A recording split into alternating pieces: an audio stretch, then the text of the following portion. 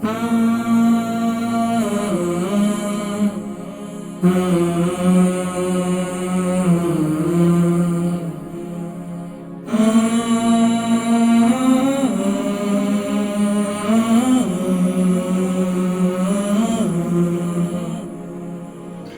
الله الرحمن الرحيم اللهم صل على سيدنا محمد وعلى آل سيدنا محمد وبارك وسلم وصل عليه الحمد لله وسلام على عباده الذين اصطفى أما بعد فقد قال الله تبارك وتعالى في القرآن المجيد والفرقان الحميد بسم الله الرحمن الرحيم لقد كان لكم في رسول الله أسوة حسنة صدق الله العظيم محترم ومحتشم ناظرین و سامعین السلام علیکم ورحمۃ اللہ وبرکاتہ۔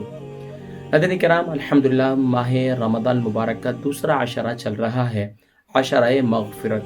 ایمان والا اور ایمان والیاں سب یہ اسی کوشش میں ہیں کہ اللہ تبارک و تعالیٰ انہیں معاف فرما دے، ان کی بخشش و مغفرت فرما دے۔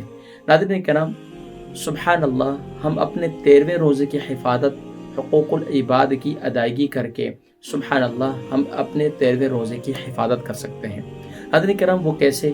کہ پیارے کریم آقا علیہ الصلوۃ والسلام کے پیارے صحابی سیدنا عبداللہ ابن عمر رضی اللہ تعالی عنہ فرماتے ہیں کہ پیارے کریم آقا علیہ الصلوۃ والسلام کی بارگاہ میں ایک صحابی آئے اور عرض کی، یا رسول اللہ صلی اللہ علیہ وسلم، میں اپنے غلام کو دن میں کتنی دفعہ معاف کروں؟ ایک بار ارشاد فرمایا، آقا علیہ الصلوۃ والسلام خاموش رہے۔ پھر انہوں نے پھر صحابی رسول صلی اللہ علیہ وسلم نے پوچھا کہ یا رسول اللہ صلی اللہ علیہ وسلم، میں اپنے غلام کو روزانہ کتنی دفعہ معاف کروں؟ آقا علیہ الصلوۃ والسلام خاموش رہے۔ پھر صحابی رسول صلی اللہ علیہ وسلم نے عرض کی، یا رسول اللہ صلی اللہ علیہ وسلم، میں اپنے غلام کو دن میں کتنی دفعہ معاف کروں؟ آقا علیہ الصلوۃ والسلام نے ارشاد فرمایا 70 مرتبہ۔ اللہ اکبر۔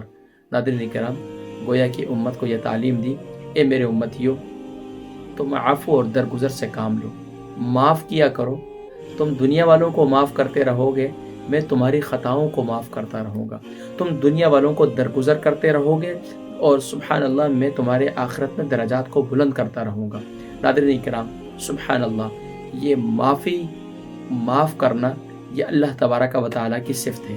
اگر اللہ تبارک و تعالیٰ کسی بندے کو یہ صفت عطا فرماتے ہیں تو سبحان اللہ یہ سمجھ لیجئے کہ اللہ تبارک و تعالیٰ کی اس پر خاص نوازش ہے کہ اللہ تبارک و تعالیٰ نے اسے ایسا ظرف دیا ہے کہ وہ لوگوں کی خطاؤں کو معاف کرتا ہے، وہ لوگوں کی باتوں کو محسوس نہیں کرتا، وہ عفو اور درگزر سے کام لیتا ہے۔